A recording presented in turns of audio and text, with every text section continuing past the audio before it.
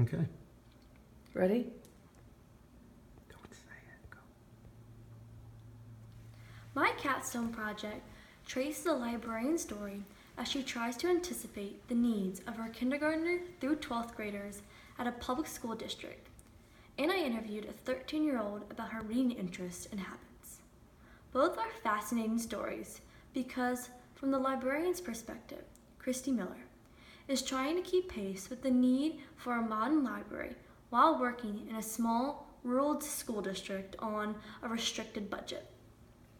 On the other hand, Kate is a typical 13-year-old who enjoys reading but who doesn't realize all the benefits of her school and local state-of-the-art public library.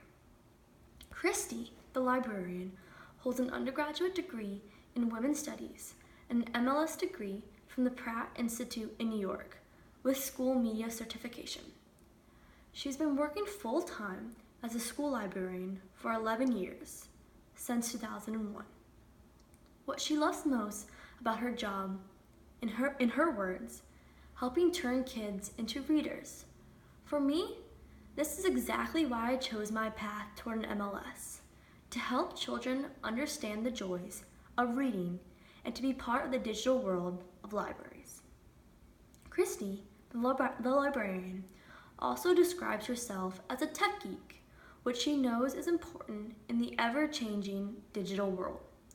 She's excited about the changes, including Google Classroom and Google Apps, which she is introducing to her faculty and students this year.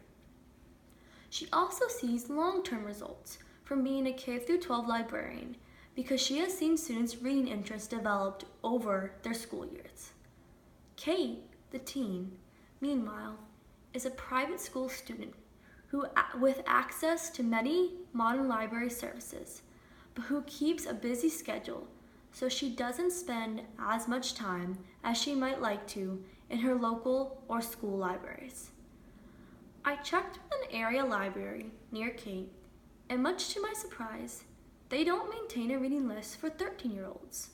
So, I did some research by checking her school website. I found the mandatory summer reading list for all students. Her age group of 7th graders is supposed to read Diary of a Young Girl by Anne Frank, a book dealing with the topic of utopian or dystopian literature. The students are given 3 choices within this theme. Also, one of their 3 mandated books includes a book of poetry, a novel in verse. After exploring her reading list and examining the titles and summaries, I would come to the conclusion that the books have a girl protagonist at least 60% of the time, and a male protagonist in approximately 40% of the books. Kate prefers reading a book with a lead female protagonist, and her favorite book is If I Stay by Gail Forman. It's the story of a young girl who loses her family in a car accident. From my research interviewing both Kate and Christy, I have several proposals that I feel will benefit both teens and libraries to help connect the two.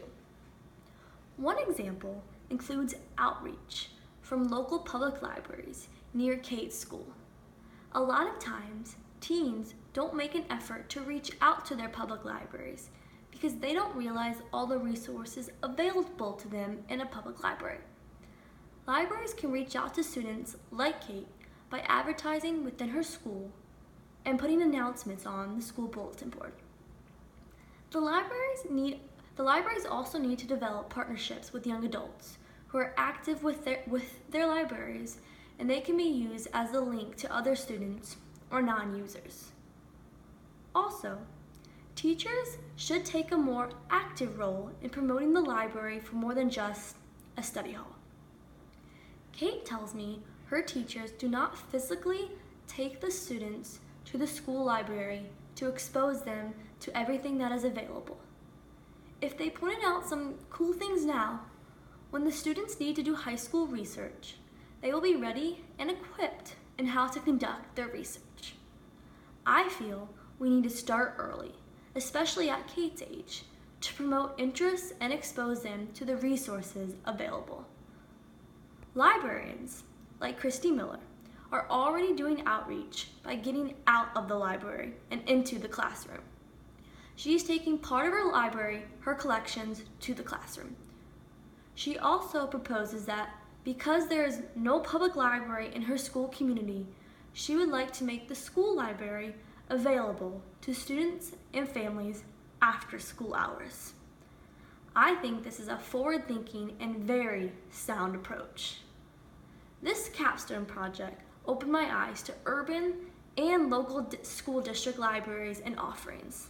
I found these interviews fascinating.